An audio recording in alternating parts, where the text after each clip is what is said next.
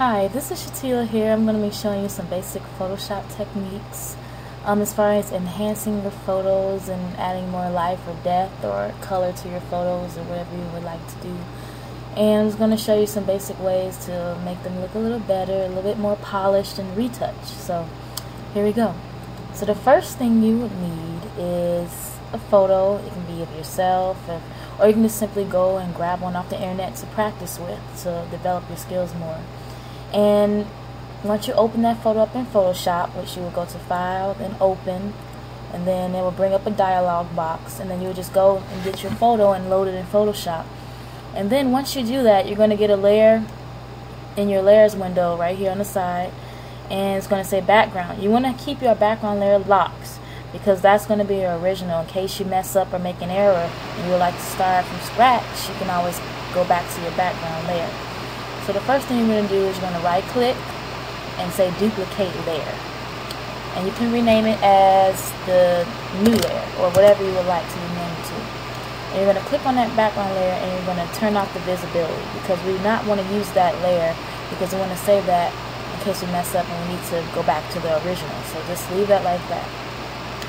And the first thing we're going to be doing now is you see that we are going to use a picture of Amy Lee, and I'm going to show you how she has a lot of freckles on her body, so we're just going to show you how to take them away without, making it look like a natural thing. So the first thing you're going to do is just going to click on your left panel the clone stamp tool. You're going to click that, and what the clone stamp tool does is it samples your pixels, and it's going to sample any pixel that you click towards, and it will replace it with that sampled pixel.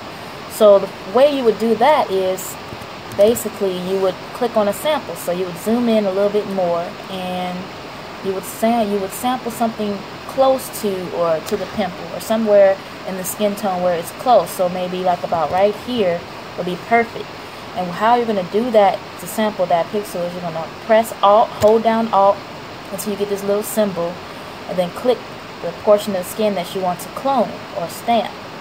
So you press that, and then you're going to click that and press that over the pimple. And see what it does is it's going to take that sample of pixel that you just copied, and it's going to copy it over there. And you may have to do this maybe like 2 or 3 times in order for it to completely blend in. And also you can use your healing tool too. Like if you click on the little band-aid, you can press healing brush tool, and that is also kind of similar to the clone stamp tool.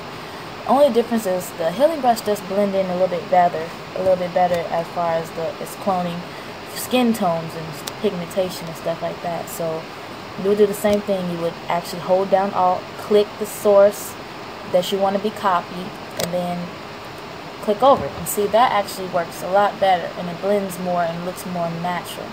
And now the pimple is gone. So basically you would just keep doing that for the rest if you want. I mean, you don't have to completely get rid of all of them, but this is just an example. So you would just hold Alt, click, and then copy that. Hold Alt, click, and copy.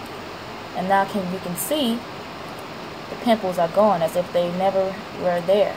And another way you can tell is if you turn back on your background layer in your layers window, turn the visibility back on, and then turn off the new layer, you can see that the pimples are now back again. So it's weird because when you turn the other layer back on, they disappear. So that's a really easy trick to get rid of any kind of acne or any discolorations in the skin. It's a very easy way to do that. So basically you can just continue doing that using the healing brush tool. You just keep copying, Alt, hold down, and copy over pimples.